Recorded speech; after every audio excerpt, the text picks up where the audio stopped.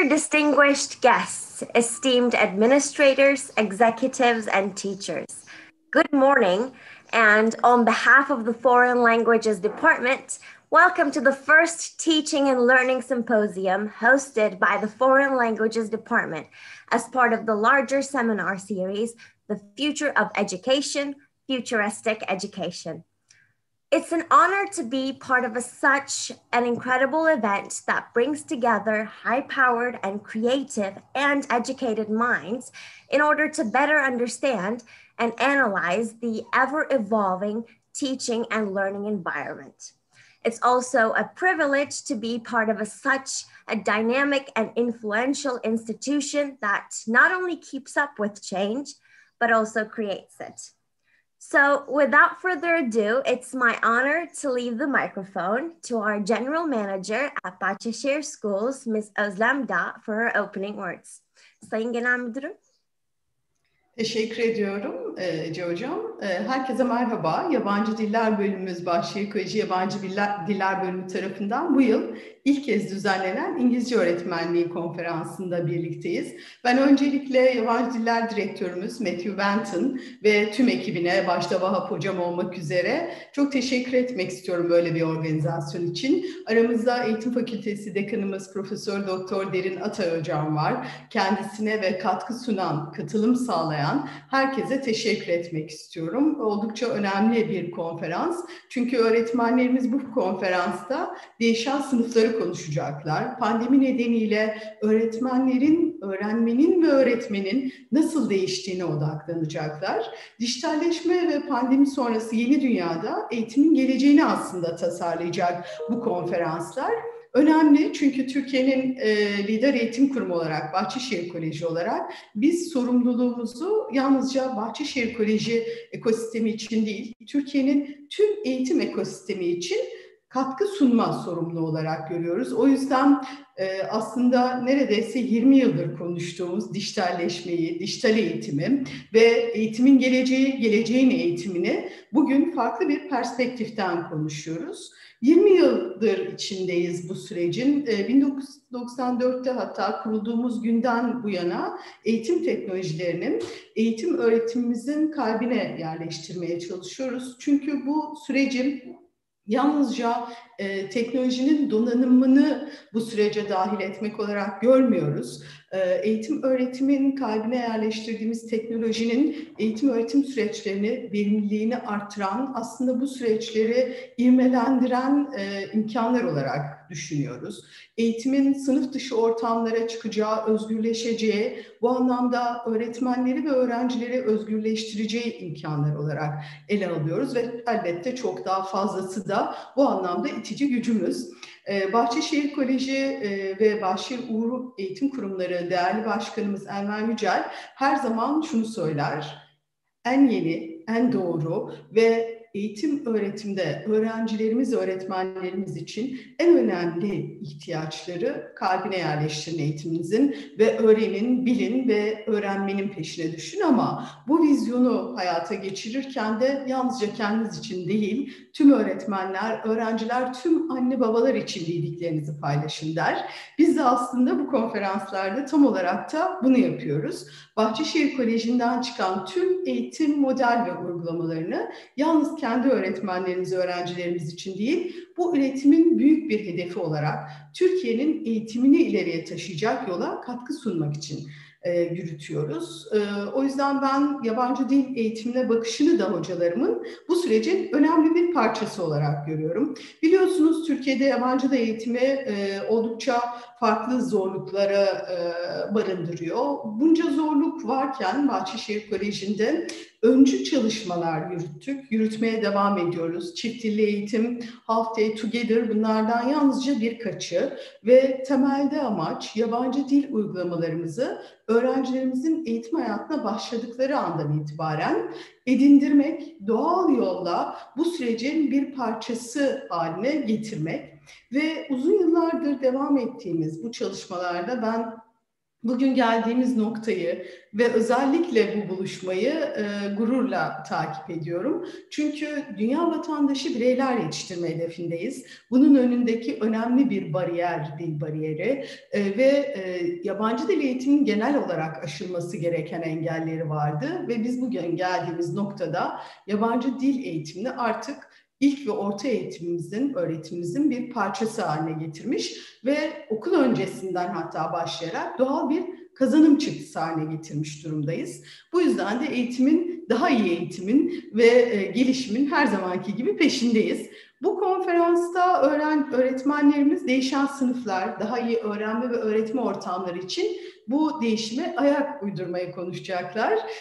Biraz önce de değerli hocalarımızla konuştuk. 18 sunum takip edeceğiz. Bu ilk konferans için, ilk buluşma için önemli bir zenginlik. Ve dijital değişimin dil öğrenimine etkisini, yeni trendleri, Web 2.0 araçlarının dil öğretimi için kullanımını, dijital sınıflardaki etkileşimi nasıl artıracağımızın yöntemleri üzerine konuşacağız. Öğretmenlerimiz bu konular üzerine sunumlar hazırladı. Bu yıl ilkinde Bahçeşehir Koleji öğretmenleriyle birlikteyiz ama ikinciden itibaren biraz önce Sayın Derin Atay Hocam'dan da sözünü aldık.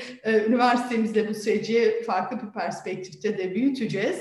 İkincisinden itibaren Türkiye genelindeki tüm öğretmenlere açmayı hedefliyoruz. Ben bundan da büyük mutluluk duyuyorum. O yüzden Metin Hocama ve Vahap Hocama özellikle bu ekosistemin gelişimine heyecan duymalarından dolayı da ben teşekkür etmek istiyorum. Tüm yabancı diller bölümü öğretmenlerimizle birlikte tüm branş öğretmenlerimizin ve diğer alan öğretmenlerimizin de takip ettiğini biliyorum. Ve o yüzden katılan tüm öğretmenlerimize de teşekkür ediyorum. İyi bir konferans olmasını, verimli ve keyifli geçmesini diliyorum. Buyurun lütfen. Sayın Genel Müdürüm, ilham verici konuşmanız için çok teşekkür ediyoruz. Yoğun ajandasından dolayı Özlem Hanım aramızdan ayrılmak durumunda. Sayın Genel Müdürüm, tekrardan bizlere ayırdığınız vakit, bu program için katkılarınız ve Bahçeşehir ailesine yaşam boyu öğrenme için desteklediğiniz için teşekkür ederiz. Thank you, Özlem Hocam, for honoring us with your presence and your inspiring speech. Due to her dense agenda, Ms. Da will need to leave the symposium. Before she goes, I want to thank her one more time for taking the time from her busy schedule to be with us today, for all of her contributions to this amazing event, and for always supporting the lifelong learning of the Bahçeşehir family. Okay. Next, I would like to present Professor Derin Atay, Dean for the Faculty of Educational Sciences at Bahçeşehir University.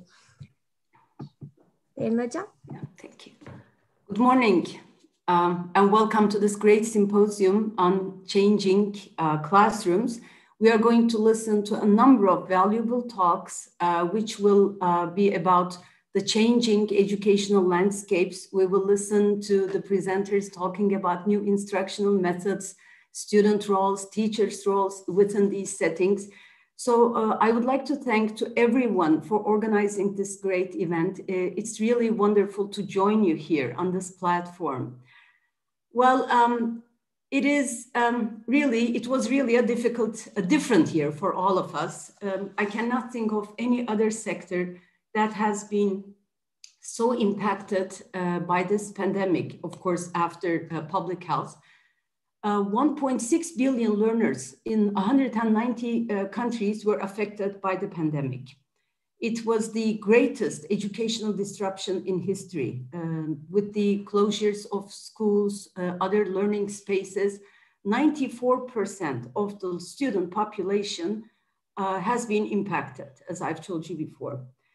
So right when we look back at the very onset of the COVID, one thing became crystal clear.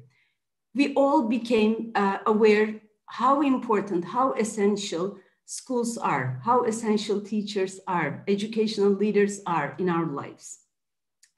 We realized that schools are much more than more than physical buildings that provide academic knowledge. Teachers do much more than stimulating the minds of the learners. We need teachers, we need educational leaders to support social emotional support. Teachers provide safety of adult supervision. And with the onset of COVID, we were somehow expected to transfer all of these to the online settings. I mean, that was the expectation, and it was a really difficult time for all of us. But now, at the end of these 18 months, we look forwards, and one specific question comes to our minds. What does the future hold for education? Are we going to go back to what we had in the past?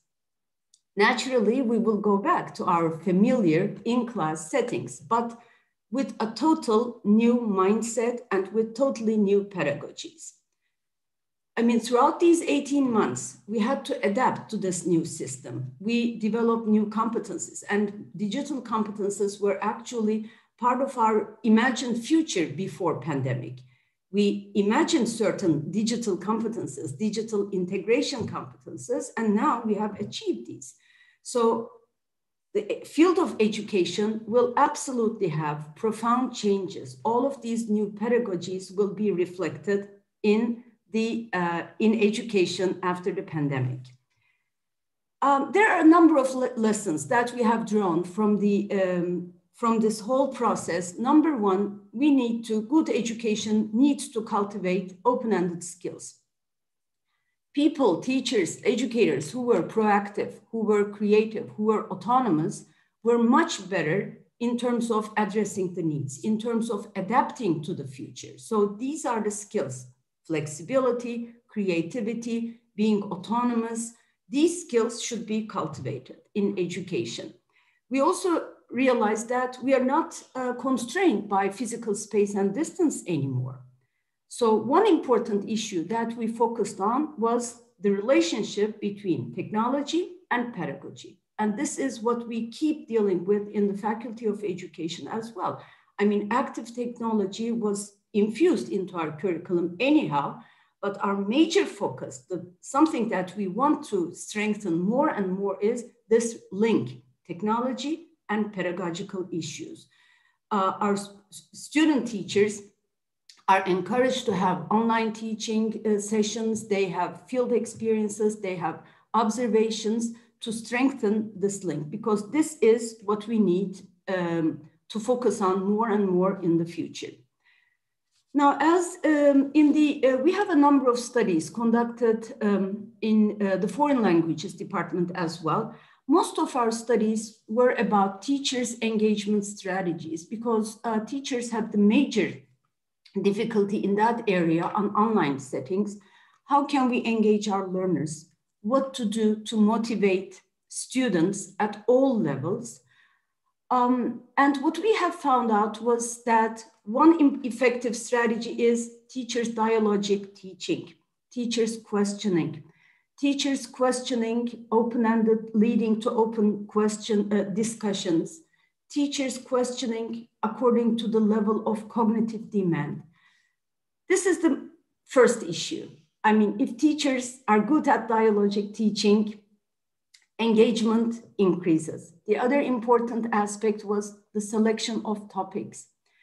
Learners want to be part of the conversation. I mean, they should be asked, what is the future I want for myself? What is the future I want for my family, for my community, for my country? So the topics that are selected by the teachers, by the schools, should make the learners feel agent. They should feel that they can be part of the solutions. They can have the tools to navigate their future. So we found that project-based learning, problem-based learning, which were focusing on sustainable development goals, social justice goals, the things that students felt would affect their future, were much more effective in making learners interact the second language, because this is our aim, right? In foreign language education, we want students to communicate, to interact with each other. We have technology to make them collaborate with each other, but the pedagogical issue is also very, very important. So, I don't want to take much of your time. We have all of these studies. Many of our studies are already published. I mean, I can share these with you. In the future, we will harness the power of technology, right? We have developed these competencies and they will probably be improved more and more. Not only in foreign language education, in education in general should absolutely aim at cultivating the skills in young learners, in learners that would help them to adapt to the future in the most effective way. They should be ready, they should feel agent, they should be able to ask questions, and our instructional methods should absolutely boost their creativity, their curiosity, and their agency. These are the important things for me. And this is what, as the education faculties, this is what we are focusing on. Thank you very much. Thanks for inviting me. Have a very nice, very effective, very efficient day. Fruitful day. Thank you. Thank you, Dr. Atay, for your enlightening and inspiring speech and for your important contribution to the symposium. Now I would like to present my dear director, Mr. Matthew Benton, the Director of Foreign Languages at Bahçeşehir Schools, to the stage as a speaker for the first plenary session. Mr. Benton? All right. Hello, everyone, and welcome. Thank you for giving us your Saturday here for a great reason, our first ever FLD Teaching and Learning Symposium. Before I get started, I just want to say a big thanks to Özlem Hanım and Derin Hoca, both of you. We appreciate your attendance and for kicking off our event here with some really nice words. So thanks to both of you for all that you do for us at the FLD, and thanks for giving your time this morning. Now, I'm going to get started and go ahead and share my presentation. And I'm hoping, Vahap, yes, good, thank you. Thumbs up there, so you are seeing this. So today I'm here to talk to you about life skills. And actually, I'm going to get there slowly because I have some other things I want to mention first. Especially, I want to highlight the purpose of today's event and what we're trying to accomplish, and also put the spotlight on our really talented teachers and department heads that will be presenting to us this afternoon in our Zoom sessions. So to get started, as I said, the first ever FLD Teaching and Learning Symposium. So we chose this word carefully, symposium, because we want this to be an academic event showcasing the research of teachers and department heads in our department. So many of our teachers and department heads are engaging in master's degrees, in doctorate programs, many of those at Bahçeşehir University, but also at other universities. And so this event, first and foremost, is a chance for us to come together, share this research, share these original ideas, and also to showcase the talent of our amazing teaching team. The theme for this year is changing classrooms, and I have to credit Vahap Bey for this theme actually, keeping pace with change for better teaching and learning environments. Now, clearly this is a topic on all of our minds with the pandemic. Classroom has changed a lot. We're hoping not permanently in the state that we currently see it, but obviously there will be long-lasting impacts to a classroom that was already changing in the 21st century. So we're going to talk about that in our plenary now. Up next, we have Jeremy Harmer, sponsored by our friends at Pearson Turkey with his plenary. He'll be diving more deeply into the theme as well. And then this afternoon, we have a series of, as Özlem Hanım said, 18 talks, all based on this theme and related topics. This is an eternal event. Now, I'm hoping right now on YouTube, we have many hundreds of guests that are joining us for the morning sessions. You're of course all welcome. However, the afternoon sessions will be internal only to Bahçeşehir teachers and heads, and that will be for the original research sessions. Next year, as Özlem Hanım alluded to, we might look at opening this up and inviting more guests as well, hopefully in person at a larger event. But this, for our first ever year, is an internal PD event. As I just mentioned, Jeremy Harmer will be joining us shortly. Looking forward to his talk.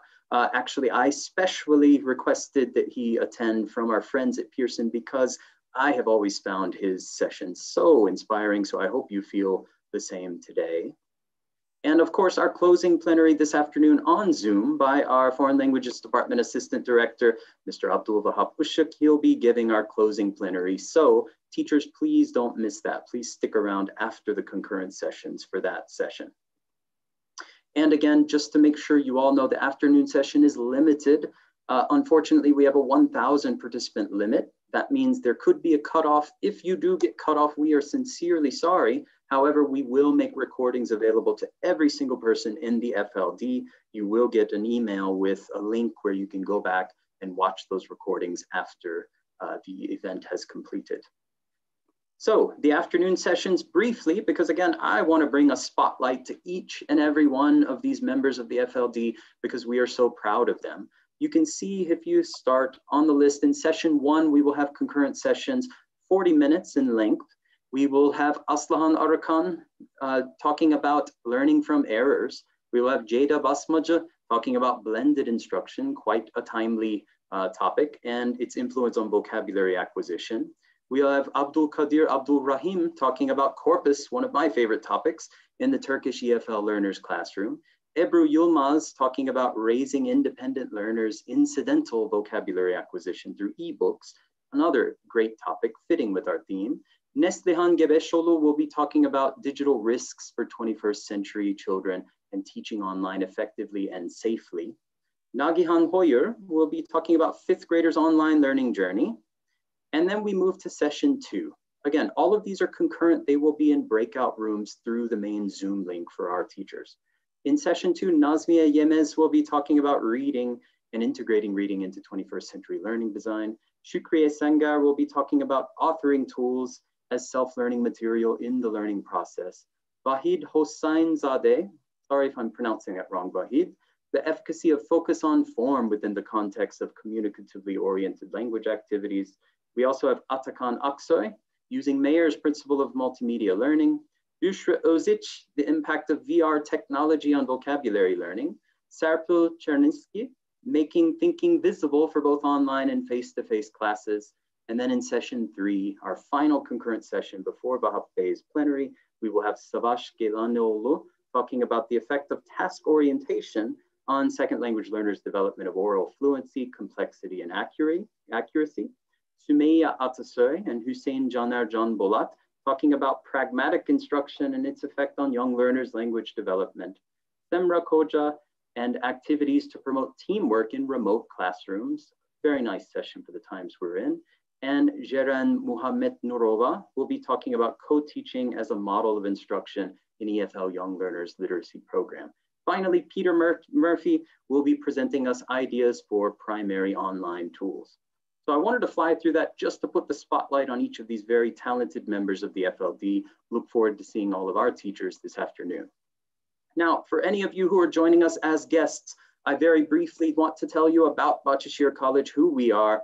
Since 1994, when our first campus started in the Bahçeşehir neighborhood of Istanbul, we are now in over 60 cities around Turkey with over 140 campuses set to be operating in the fall, with nearly 100,000 students.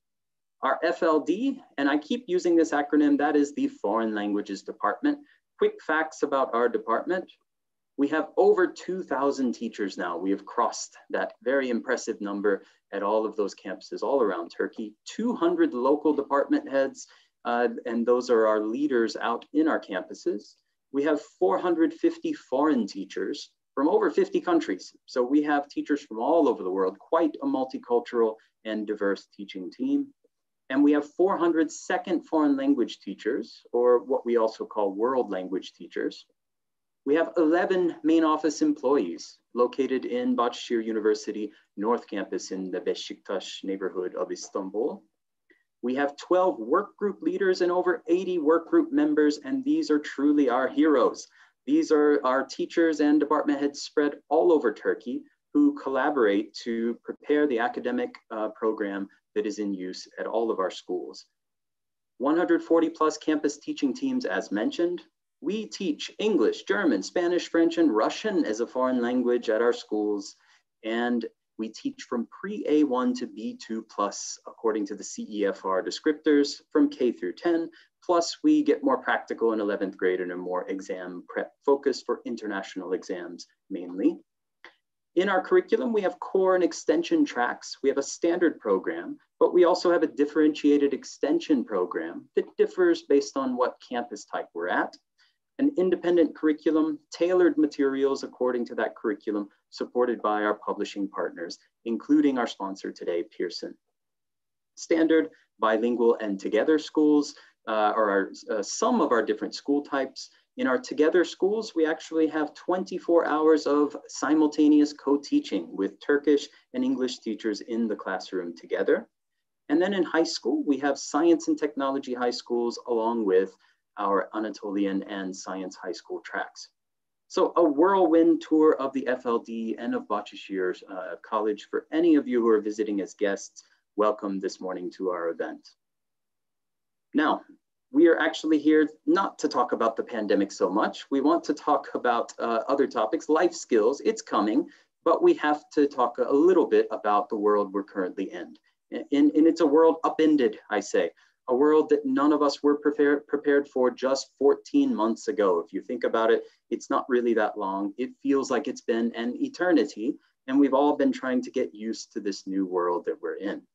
As Derin Hoca so nicely set up actually for my talk, she mentioned how education has been impacted and really reimagined in the pandemic period, especially for online learning.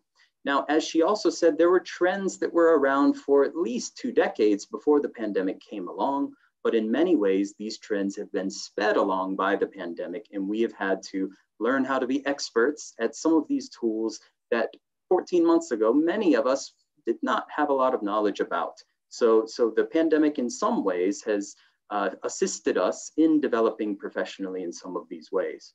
At Bahçeşehir, we have been extra active in trying to originally cope with the pandemic and then to thrive in the time of the pandemic. We have given online lessons via Zoom and our own platform, CMeet. We have hosted many activities, interactive and instructional videos on our MethodBox platform.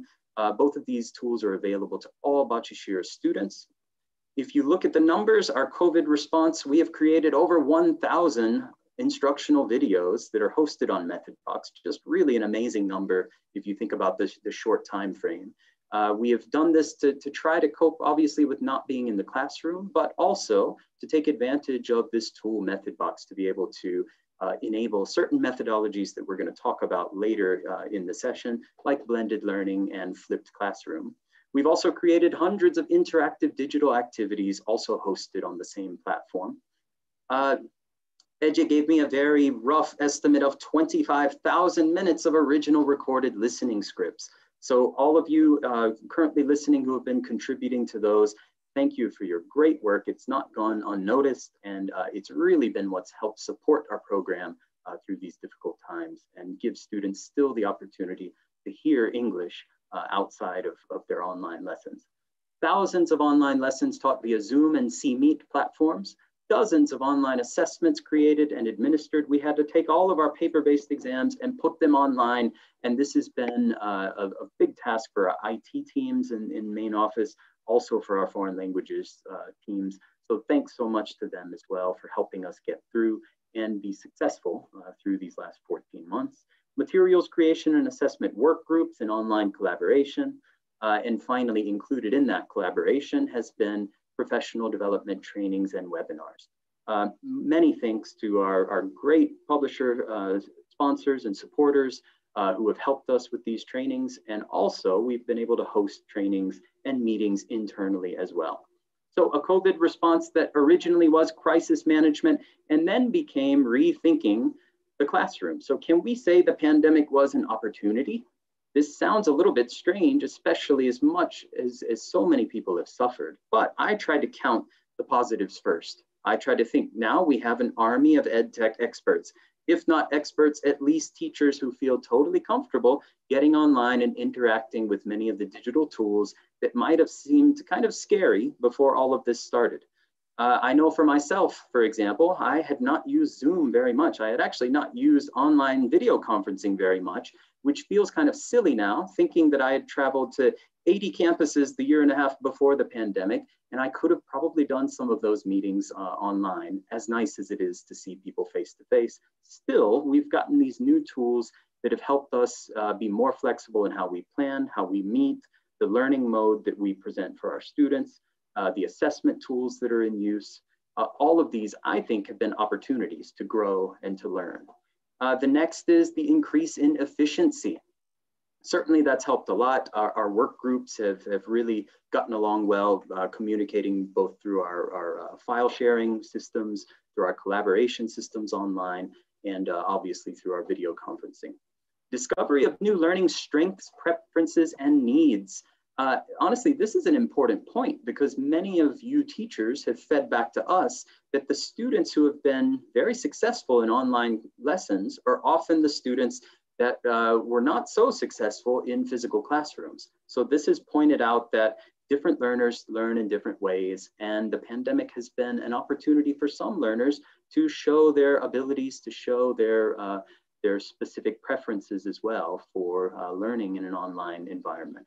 Also, this has prepared us for other 21st century methodologies like blended learning, flipped classroom, again, other things we're going to talk about shortly, including that phrase, life skills.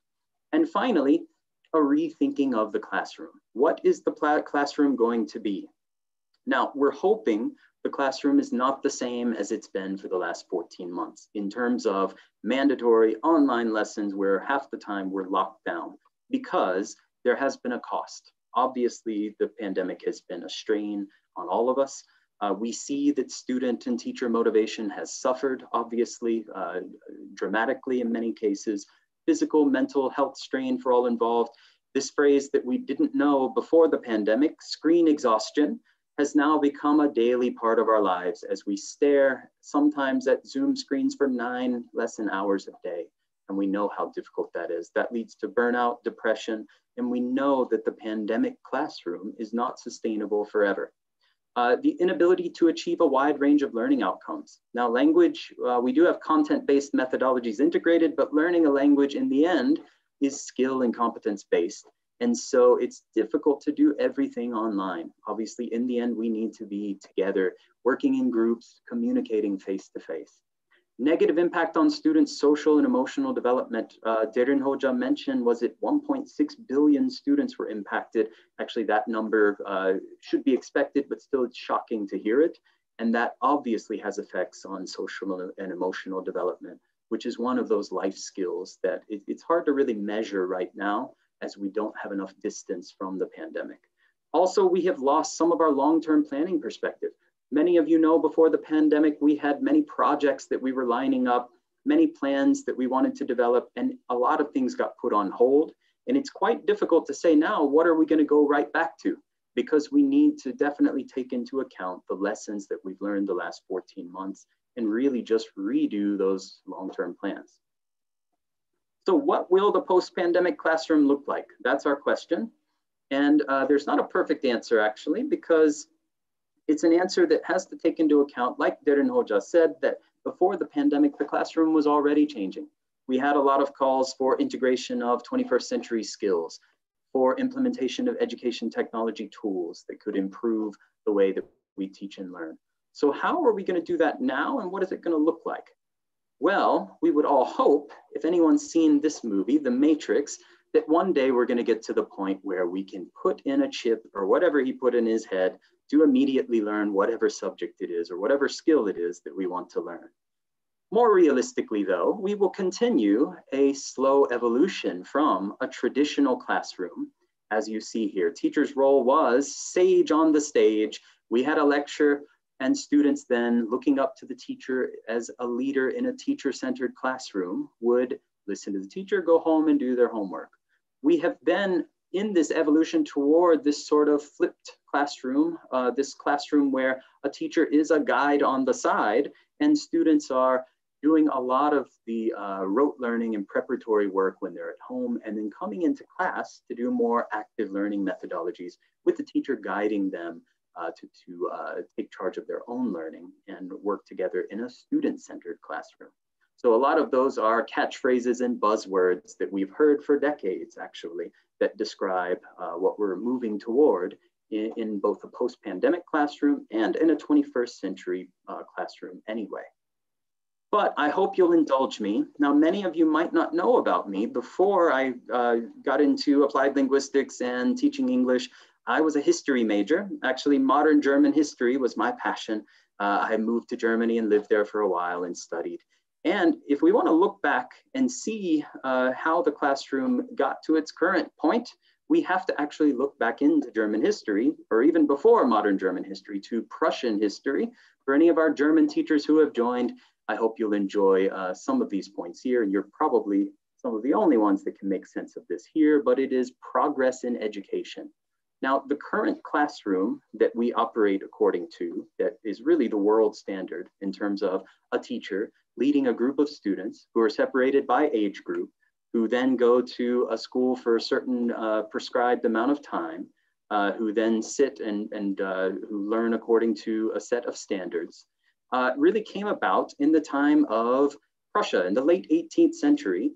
Now, this is often called the factory system of education. If any of you go to some of Ken Robinson's videos, or also Salman Khan has a nice 13-minute history of education video on the Khan Academy, you can learn more about what this is.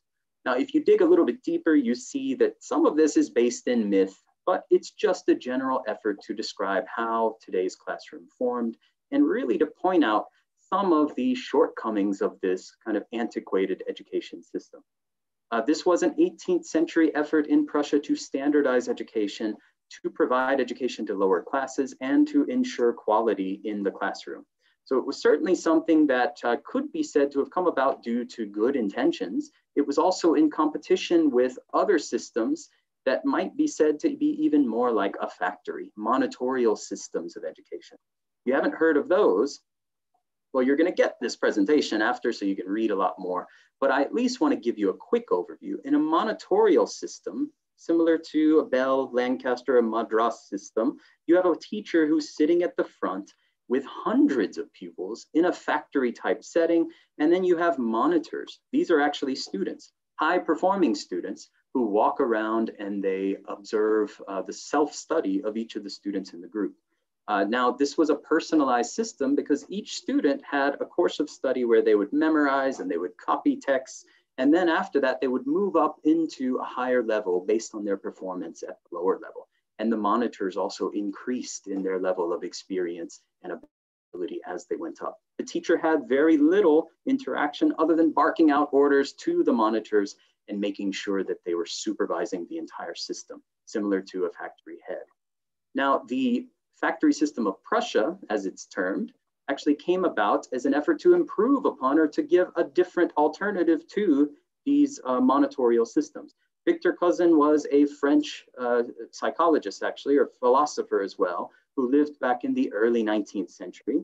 Many of you, if you've ever taken a history of education class, might have heard of him. He was actually sent by the French government to Prussia to study this system of classroom organization and education. And when he came back, he actually saw it as a good alternative to monitorial systems. He said that our principal aim, and keep in mind, this is 200 years ago, is to induce young men, and keep in mind, it was 200 years ago, so mostly for education was accessible in those times to young men. However, the principal aim was to induce young men to think and judge for themselves. We are opposed to all mechanical study and servile transcripts. Nearly 200 years ago, this idea of thinking and judging was something that was perceived and then had a serious influence in how the French and the American education systems developed. And then its legacy is seen in how current day classrooms are organized today. Then we had the rise of the teaching machines. Now, I want to pose a question. Bahap, this is a trick question, but I want to ask you, try to estimate when the first teaching machine was devised and created. What year would you say that would be? Wow, back in 1800s? Oh, wow, okay, you're even earlier than I would have expected. I thought you'd say the 1980s or something like that. So it was actually in the 1920s by this man here, the Sidney Pressey, professor at Ohio State University in America, also a psychologist, the Pressey testing machine.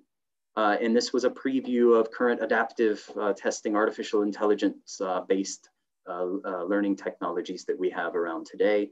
started in the 20s, and Sydney Pressey, building upon this ever-present awareness of this need to try to move toward teaching students to think and judge rather than just drilling and learning informational material, the teaching machine was actually devised to help many of those simple activities to be handled by routine and mechanical means. So not the mechanization of education, as you'll see, but at least the mechanization of this kind of drilling and practice for students for their own self-study. The point was that it would lift the burden off of the teacher's shoulders so that students then could be in a classroom where the teacher had the freedom to engage them in inspirational and thought-stimulating activities, which, as Pressey said in 1926, are the real function of the teacher. So 95 years ago, again, this was already something that was pointed out. So this idea of 21st century classroom, maybe not quite as 21st century as we think. He also said, importantly, and I'm going to skip, not make you read all of this, but you can see this does not mean in any unfortunate sense the mechanization of education, as I said. It does mean freeing the teacher from the drudgeries of her work so that she may do more real teaching, giving the pupil more adequate guidance in his learning. We should say his or her learning. There may be well an industrial revolution in education. So my question is, have we really progressed that much from this point? Now, there were efforts. In the late 50s, we had B.F. Skinner come along, many of you very familiar with his name from your courses in university. And he also made an effort to prepare a teaching machine in what he called programmed instruction, which again was a step even closer toward some of the adaptive learning technologies that we have today. But still, we waited to the 21st century, and we still essentially have the same classroom model despite the effort to build all of these tools around it. So have we really gotten to the point then where we can say that we've achieved this classroom where students are truly thinking and judging for themselves? Actually, sure. And we have a lot of technology tools now in the 21st century that help us do this. We have e-learning tools, digital media interactive teaching learning tools. I showed some of these that are in use at Bahçeşehir College and that have really expanded during the pandemic. We have adaptive learning and assessment tools now. We're certainly investing a lot in developing those at Bahçeşehir as well, as many organizations are internationally now. I put AI, artificial intelligence, which is also an element built in to all of Bahçeşehir's new learning platforms. Gaming and gamification, both to engage learners and also allow them to learn on their own time and have an engaging and fun experience in doing so. And then finally, we have blended learning and flipped classroom and other methodologies then that allow us to take advantage of the technology tools that have revolutionized the 21st century classroom. But technology alone isn't the answer. And this is what Sydney Pressey was saying when he said, we're not trying to mechanize education. Actually, where technology causes us just to increase the amount of rote learning we're doing, it's certainly the very opposite of the answer. It's the wrong answer, at least. And you see in many AI tools now, if you survey ed tech, you will see that many just allow students to answer multiple choice and other lower order thinking skills based question types more efficiently and give them other questions of the same type that are a little bit more challenging. However, do they really add the education part into technology?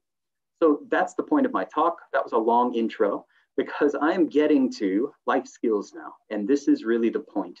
And this is what I think we need to be focusing on with all that extra time that we're gaining through these technology tools that have really streamlined our teaching and learning. Now, what do employers want? This is a bit dated. I think this is 5 or 6 years ago, but this was projected to be the top employer desired skills among graduates in 2020, which we have passed now. However, you see the list: complex problem solving, critical thinking, creativity, people management and coordinating with others, we could say collaboration there, emotional intelligence, judgment and decision-making, service orientation, negotiation, cognitive flexibility. So we see, if I could give a definition of life skills, actually, probably all of these would be contained. So this is what employers want. So when we're thinking of shaping the classroom now in the post-pandemic, we keep this in mind. We also keep this in mind, what universities want. And this is from a survey of international university admissions officers all over the world. And these 7 qualities have been reported as the most sought after: a positive attitude towards study, a passion for the chosen course of study. So the first 2 really are all about attitude and social and emotional intelligence and engagement, an ability to think and work independently, an ability to problem solve, persevere, and complete tasks, an inquiring mind. Number 6, finally, good written English. And number 7, an ability to communicate well in groups. So again, these are more of what I would build toward, and shortly you'll see a definition of what life skills are. And finally, not looking internationally, just looking internally. If any of you would like to see this in English for our foreign teachers, by the way, I have a link here. When you get the presentation, you can read the entire document. This is Turkey's Education Vision Plan for 2023. And you will see that phrase, 21st century skills, repeated, well, 12 times in the document, but you will see it explained and highlighted and emphasized throughout. And I highly recommend it because this is the first step, obviously, the national considerations of what our education plans should include as a Turkish private institution. Now, life skills in the language classroom, specifically, I think it's so important for so many reasons, and I'm going to get to that. However, first, I want to kind of give context to why I'm talking about this. And this really goes again to my own personal interests. Another word many of us have learned about in the pandemic time is the phrase side gig, things that we do outside of our main gig, our main job. Now, one thing I've been doing is working with the United States Department of State English language programs as an English language specialist. This has led me virtually all over the world to training hundreds, if not thousands, of teachers, mainly in critical thinking. And this is the area that I informed English language programs I thought was most important, that I was most interested in, that I thought I had the most to impart among mostly public school teachers internationally. So this is what I've done on the side, but actually my interest started about 10 years ago as I was a theory of knowledge teacher in the IB program in high school. And I recognized then that all students should be receiving explicit focus on life skills, especially critical thinking in all subject areas. So thus the focus of our session here today. So what are life skills? I'm going to give you some examples because definitions could take us through the entire session alone. There really are so many organizations that have offered so many different definitions of specifically what life skills are, but I like to think more practically. I like to think more programmatically. What framework can we look at for life skills that allow us to integrate it into our program? So if I'm looking at that, I want to look at different areas. First of all, life skills, you could also call them 21st century skills, although now we're in the second decade or third decade of the 21st century, so I like generalizing it to life skills. We have the 4 C's, which many of you are quite familiar with: critical thinking, creativity, collaboration, and communication. I'm not going to go too deeply into those because you're quite well aware of those. Plus, I would like to add to our program social and emotional development. I think Turkish schools specifically are quite strong in this area, to be honest, but it's an area that needs focus. Social responsibility and learning to learn. Learning to learn is quite a strange phrase if you're seeing it for the first time, but this is essentially metacognitive awareness, reflection on a learner's own learning abilities, preferences, strengths, weaknesses, and also being autonomous learners. And then finally, 2 other areas that I've highlighted because I would say probably not included in most life skills frameworks explicitly, but 2 areas that I certainly think we should be explicitly focusing on at Bahçeşehir College and really in any life skills program. That is ICC, Intercultural Competence, and Media Literacy, which I might say could be currently the one that I would emphasize the most on this list, just because of how social media has exploded in the lives of our students and indeed among our own lives these past several years. So one document, you've probably seen this on our lesson plans and unit plans for the past couple of years, wondering when we're going to actually start integrating this. Well, this is one of those long-term projects that we kind of put on hold with the pandemic, but we are certainly moving forward with now. This is the integration of the Cambridge Life Competencies Framework. The Life Competencies Framework can be found in full text online. I'll be sharing it with you along with this presentation after today's event. However, it gives a very nice programmatic definition of what each elements of the framework are, including collaboration, communication, critical thinking, and creative thinking, your 4 C's, and then your emotional development, learning to learn, social responsibilities. I highly recommend all of you investigate these. We've already been slowly working in the descriptors level by level into our lesson plans. However, my goal for next year is that we get even more explicit in how we plan and deliver lessons supporting all of the outcomes in each of these frameworks. So the other 2 areas I want to spend a little bit more time on today because I think it's important that you understand what they are in detail. The first one, intercultural competence. Now, with life skills, a lot of times the English language teacher is left wondering, what exactly is my role? Because of course we can integrate critical thinking into lessons, but in the end, we're here to teach language, right? Well, of course we are. We're here to teach language, but part of language obviously is culture. And it's making students aware of the cultures around the world other than their own, obviously. And as I stumble trying to define it, actually, I could just go to Byram's very nicely stated definition here, the ability to decenter and take up the other's perspective on their own culture. And make sure you read that carefully. Take up the other's perspective on their own culture.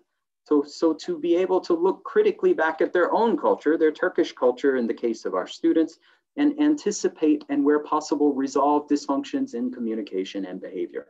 This is the level where we are talking about what the CEFR would term mediation, the highest level of language performance and activity. And this is what we should be expecting our students to be able to do. And we should be preparing them for this in the language classroom as part of our responsibilities, whether or not we're a Turkish English teacher or one of the other 50+ countries and cultures we have foreign English teachers from. One other psychologist and philosopher who I will quote for you today is Geert Hofstede, Dutch psychologist actually, who unfortunately just passed away last year at the very beginning of the pandemic. But he gave us a whole host of really interesting tools, not necessarily to use in the classroom, but at least to inform ourselves about what culture is. And he said, culture is the collective programming of the mind, distinguishing the members of one group or category of people from others. So what is that collective programming? Well, Hofstede gave us dimensions. He called them cultural dimensions. And we're going to look at one example of those. However, you've probably seen this. And I want to show you, if you haven't had an intercultural communication class or you've never seen this before, I do think it's quite illustrative of just how deep culture is. What we see on the surface that is primarily in our awareness as what is included in culture, fine arts, literature, drama, classical music, popular music, and dance, game, cooking, and dress, certainly does not include the essence of the culture that is out of awareness and that is often under the surface as is presented in this metaphor. You have everything from ordering of time, sequencing information. You have things like body language, eye behavior to get even more specific there. Even for the workplace, tempo of work, notions of leadership, all very interesting, not just for the classroom, but especially for our foreign teachers in understanding as you try to adapt to working and living and teaching in a Turkish organization. Any of the difficulties, challenges you've had in adjusting, of course, you could probably find the answer somewhere in one of these categories here, because it is quite difficult to confront another culture. We should see it as our responsibility to give our students the awareness of and the tools that they can use to be successful in intercultural situations. Now, make sure when you go back to this presentation, you'll see the source of this image. You'll also see here a very nice list of resources from the Peace Corps that you can look at just to get ideas on how to teach the culture iceberg in your own classes. I have tons of activities actually, but I'm not planning on sharing many of them today because as you'll see, we have an upcoming course for all of you where you will get the chance to learn much more about this. Now, I did this because I just wanted to illustrate an intercultural comparison, comparing my original national culture, the United States of America, and Turkish culture. This can be done comparing any culture. You can actually compare up to 6 different national cultures if you go to the website. According to Hofstede's 6 cultural dimensions here, if you see power distance, individualism, masculinity, femininity, uncertainty avoidance, long-term versus short-term orientation, and indulgence. Now, I'm not going to define each of these for you because, again, we could do another session on intercultural communication. However, I thought it was illustrative, especially, again, for the foreign teachers among us, but also for the Turkish teachers to reflect on their own culture to see if you can identify and identify with the differences that are demonstrated here. For example, hierarchy is more important in Turkish society compared to the USA, as reported by thousands of surveys from people in each of these countries, I should say. The USA is considered to be one of the most individualistic countries in the world. Survey data certainly backs that, whereas Turkey is considered to be much more collectivist, much higher value of the group and being in the in-group as opposed to the out-group. And then if you look at the rest of these, you can see other differences, some more drastic than others, other areas where the differences are less pronounced. If you follow up on the website after this session, I'd like to challenge especially our foreign teachers to go in, compare your country, reflect on what that means, read the information that's generated here when you generate a report, and just as a start to thinking about cultural differences and how you might start considering that when you're interacting with your students.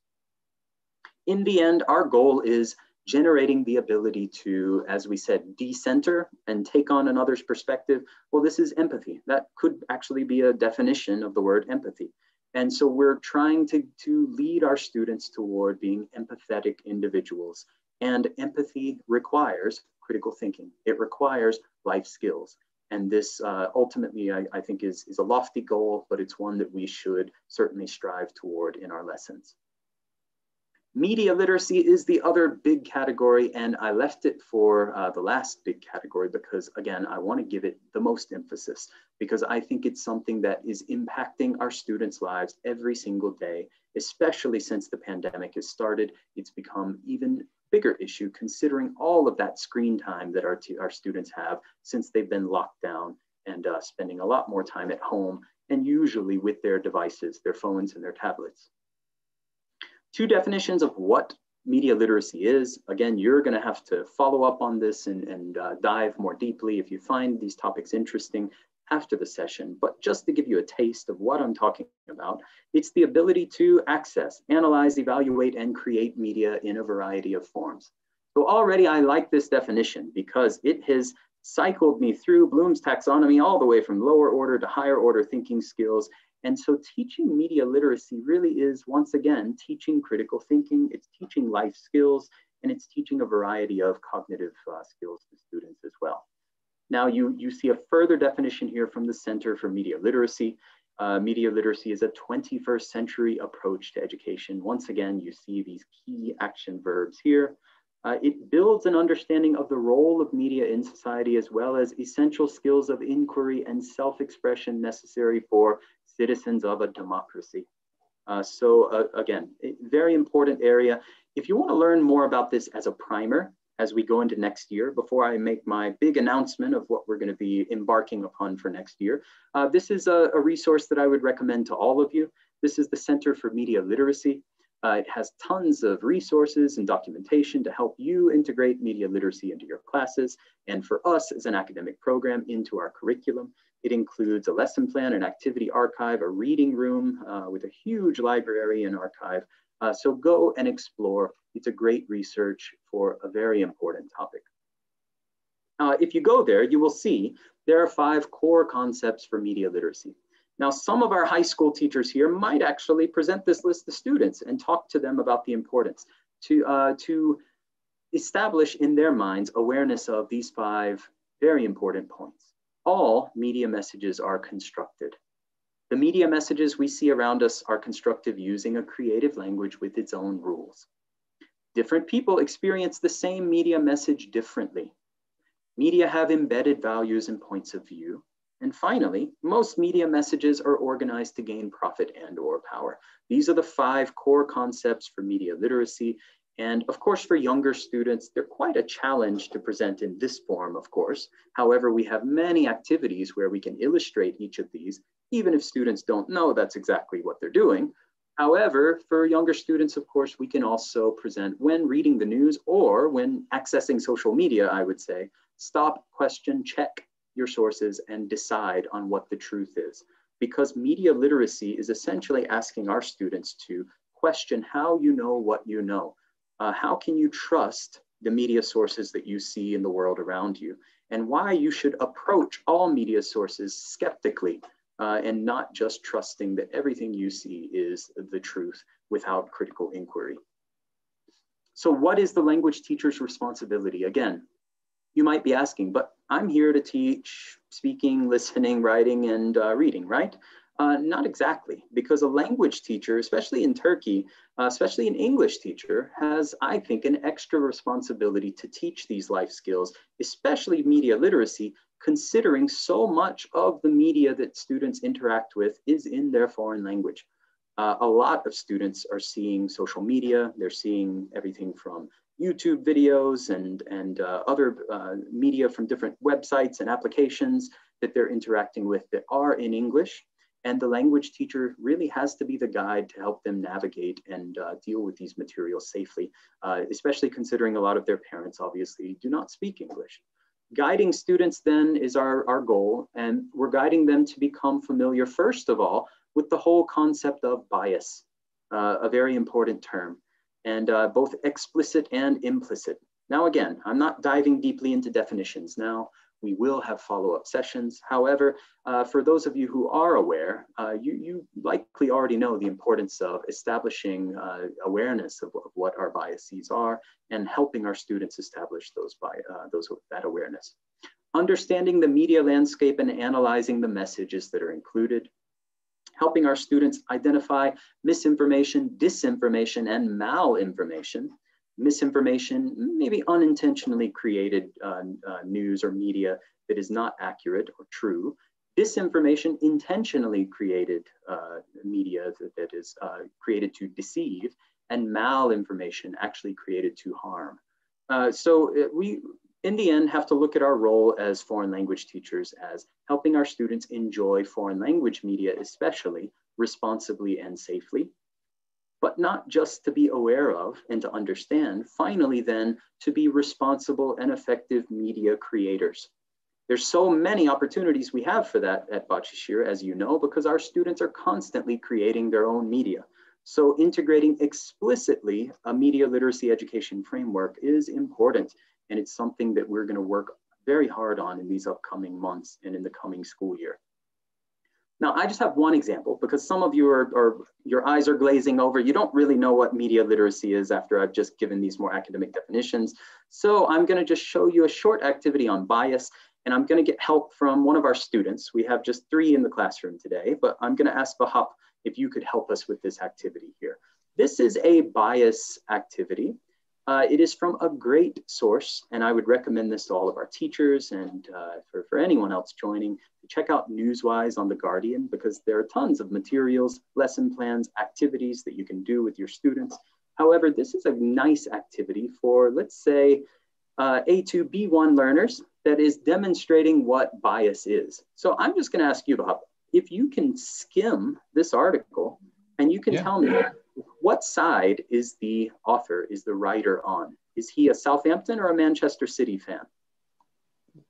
Well, I mean, just with a quick look, we can understand, there's a clear bias toward Southampton against Manchester. He's supporting Southampton. Well, okay.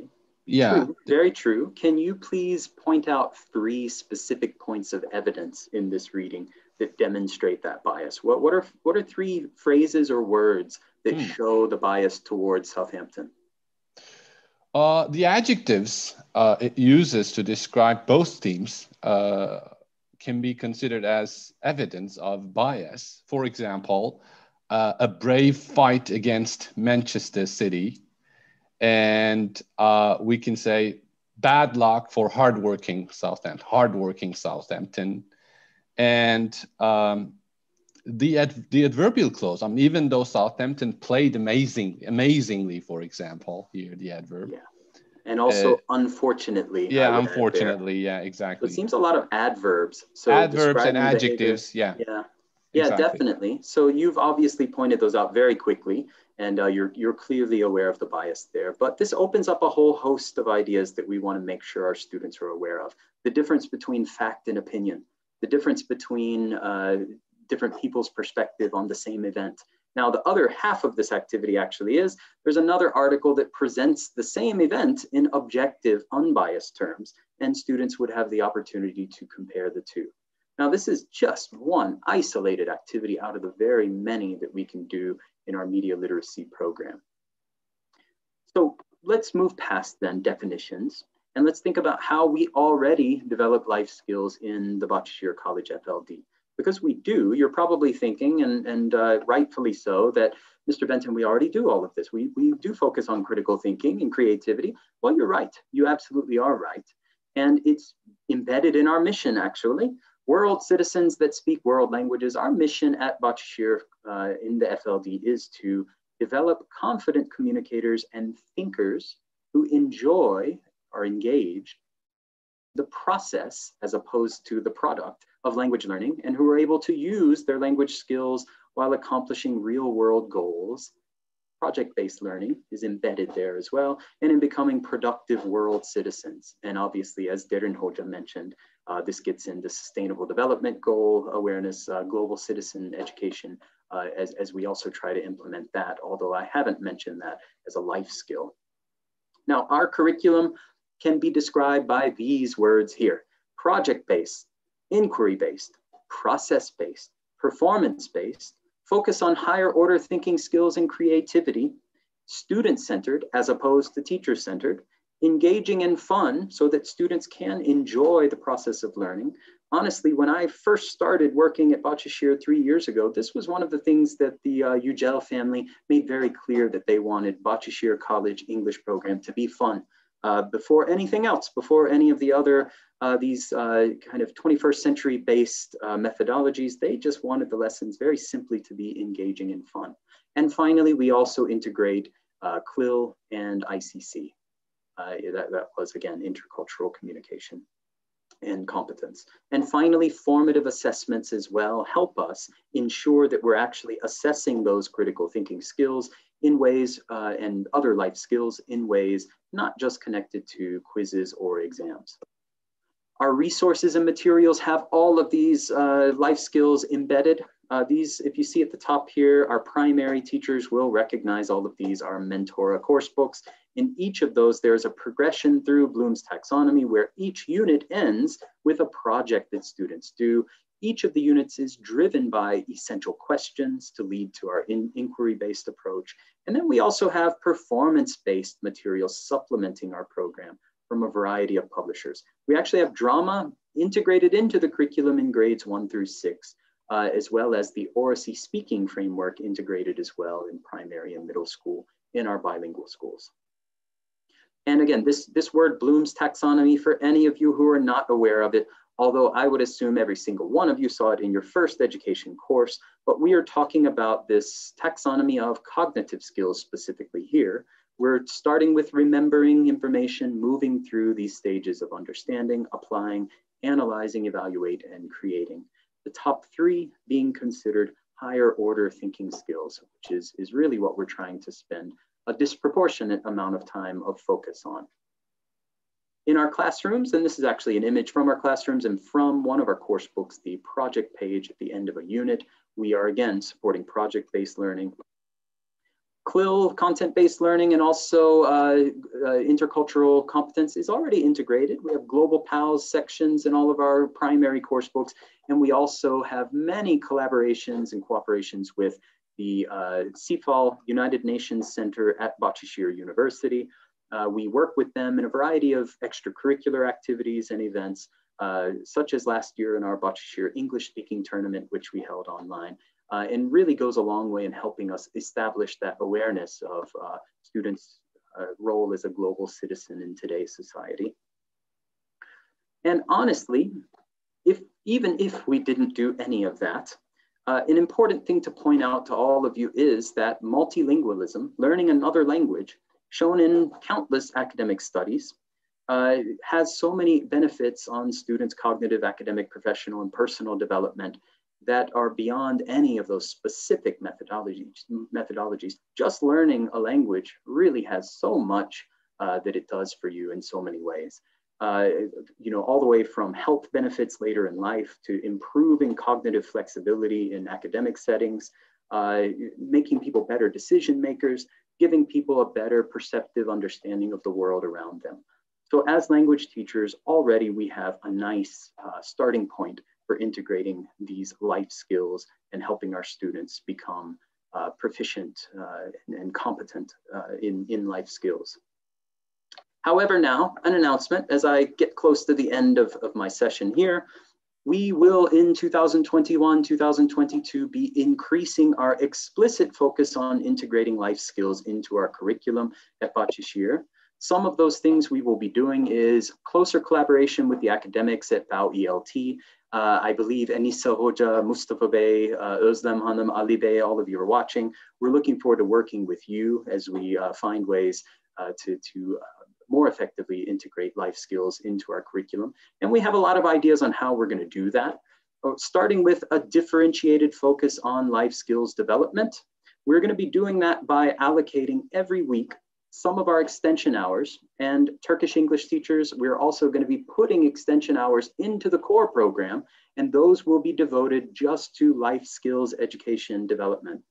We will be opening a life skills resource pool that will be shared on OneDrive. You will have access to thousands of activities to implement life skills in your classrooms. You will also have the opportunity to create and upload life skills lesson plans and resources into the pool so other teachers can use the resources that you've contributed. So we're excited about that. We have wanted to develop a materials database, an online database for several years now. So this is a first step in that direction. We will also be creating a life skills work group. Bahçeşehir teachers, if you're interested in this, please write us at fld@bahçeşehir.k12.tr. We want to put together a core of 8 to 10 teachers all around Turkey who can help us take the lead in creating this resource pool and developing our life skills education program. Very exciting, we will be delivering cascaded training for life skills to all FLD teachers, over 2,000 of them.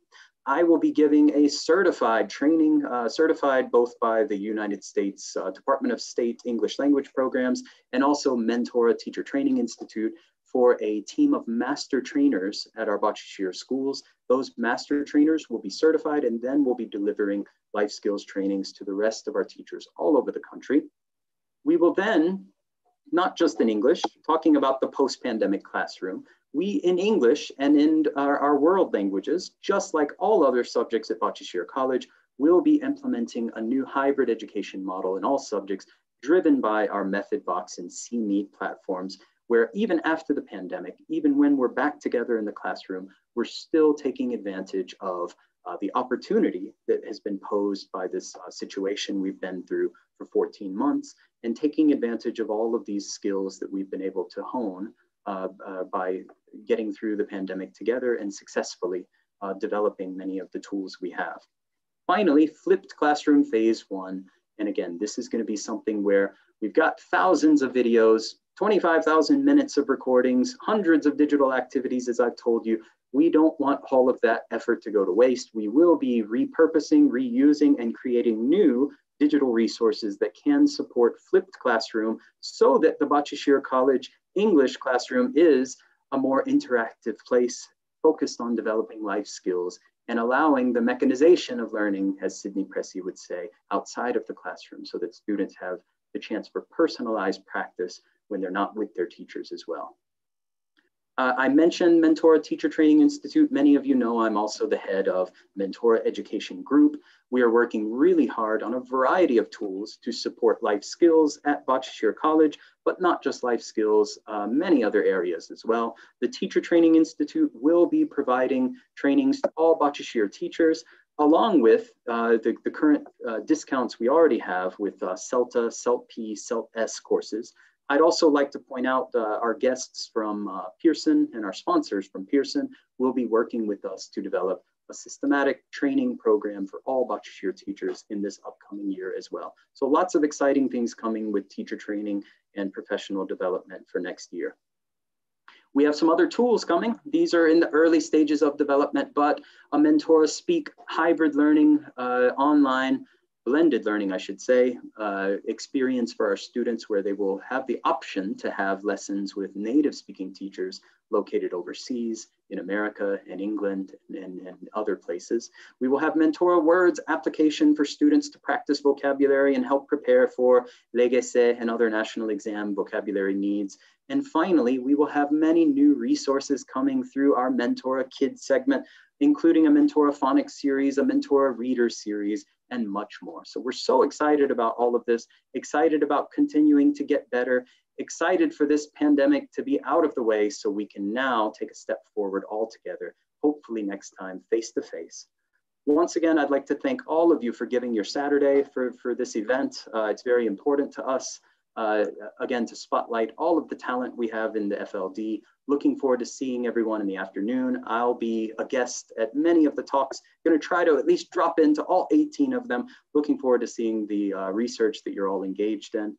Ece, great job today as MC. Thank you so much for your support. Vahap, as always, we couldn't do anything without you. You're so important to the department, just in terms of planning and leading all of these events.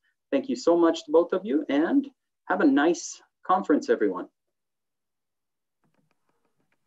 Thank you, Mr. Benton, for an amazing and empowering session and always supporting the development of teaching and learning environments.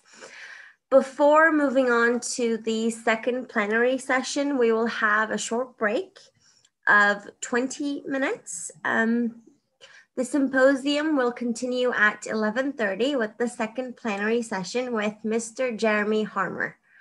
Okay.